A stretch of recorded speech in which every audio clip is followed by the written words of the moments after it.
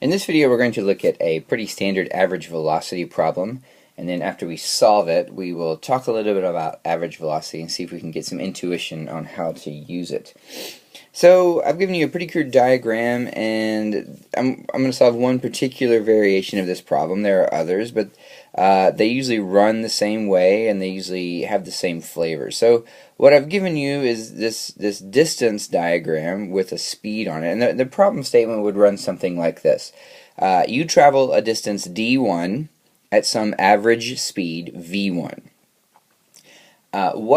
And then you travel a distance d2 at a different average speed, right? So what I've put on this diagram are what we know. I have not put in what we don't know. I will do that in just a second, but let me run through that again. We travel a distance d1 at some average speed v1. Then we travel some distance d2 at a different average speed. And what they usually want to know is, what does that average speed in d2 have to be so that our overall average speed is some number that we're then given, right? So what I also know here is v average, and I'll put a t for total, right? V average total. So I know my average velocity in the first section that says v1. I'm looking for my average velocity in the second section that's v2. So let me put in what I don't know, right? I don't know v2. Notice I'm also not giving any time information. So theoretically speaking, I don't know t1 and I don't know t2. I don't know how long I'm in the section d1, and I don't know how long I'm in the section t2. Or d2. That looks like a 3. So let me give you a 2 there. That's a t2, not a z. Good grief, that looks like a z2. t2. There we go. And so, okay, how do we do this? Well, remember, an average velocity, I can define, actually I do define an average velocity as, nope, sorry. I define the distance that I travel as long as I'm moving at the same speed, right? There's no acceleration here. And since we're dealing with average velocities, what I don't have to deal with is accelerations. So d is equal to vt. This is your good old high school algebra. D is equal to RT. Well, great, but notice I can solve this equation then for t. T is then equal to d over v. I can also solve it for v. V is then equal to d over t. So I can rearrange this equation as I want to or as I need to substitute for some of the unknown values that I have in terms of known values. The one that's obvious to me that I need to do now is this t1 here. So let me substitute, let me write down what I get here. t1 then is equal to d1 over v1. And since I know d1 and v1, t1 is now known. So I can add my t1 to the known list. I know what that is.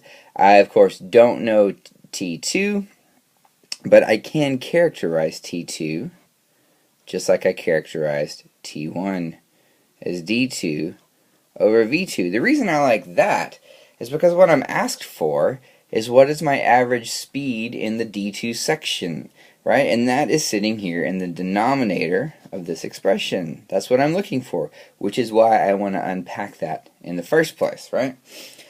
So now all that remains to do is put together everything I have to get my average velocity for the whole trip. So what is average velocity? Well, it's the total distance I travel divided by the total time it takes to do so. You can see that from this equation that I'm underlining.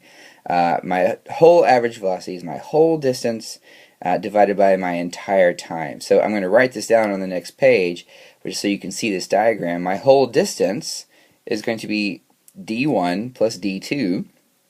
My whole time is then t1 plus t2. So let me go to a fresh sheet and write that down. My v average total is equal to d1 plus d2, that's my total distance, divided by my total time, t1 plus t2, right? Well, let me rearrange with my t2s to get what I need out of there.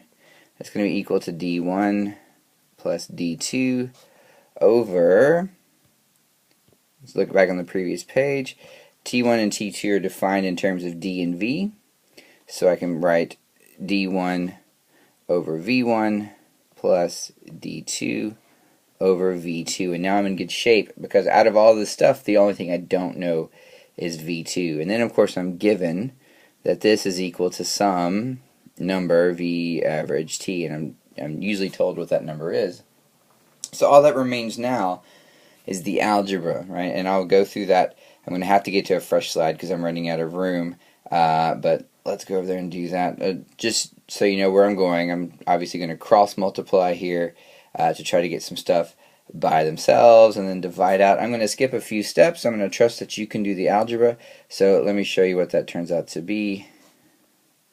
D1 over V1 plus D2 over V2. Sorry, I'm going to look back. Is going to turn out to be D1 plus D2 divided by that average velocity, total average velocity. Alright, so then I'm going to get D2 over V2 is equal to D1 plus D2 over this V, and I'm going to leave off the average T subscript just in the interest of time, and that's going to be minus D1 over V1.